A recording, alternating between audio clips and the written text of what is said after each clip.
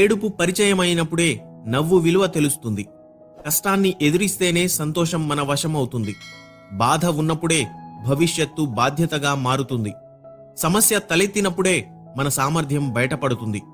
చిరునవ్వుతో సమస్యలను ఎదిరించు, ప్రేమగా పరిష్కరించు. నువ్వేంటో ఒకరికి తెలియాలంటే సహాయం చేసి చూడు. ఒకరేంటో నీకు తెలియాలంటే సహాయం అడిగి చూడు. మనం ఏంటో మనకు తెలిస్తే చాలు, అంతేకాని ఎవరో ఏదో అన్నారని మనం బాధపడకూడదు. మనల్ని మనం నిరూపించుకోవాల్సిన అవసరం లేదు.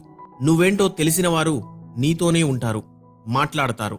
ఒక్కటి మాత్రం నిజం, ఎటువంటి పరిస్థితుల్లోనైనా నిన్ను ప్రేమించేవారిని వదులుకోకు. 100 బిందెలతో నీళ్లు పోసినంత మాత్రాన చెట్టు అమాంతం కాయలు కాయదు. అలాగే మనం ఎక్కువ కష్టపడుతున్నాం కదా అని అన్ని పనులు క్షణాల్లో పూర్తి కావు. దేనికైనా సమయం రావాలి, సహనం కావాలి. నమ్మకం ఉంటే మౌనం కూడా అర్థమవుతుంది. నమ్మకం లేకుంటే ప్రతి మాట అపార్థమే అవుతుంది.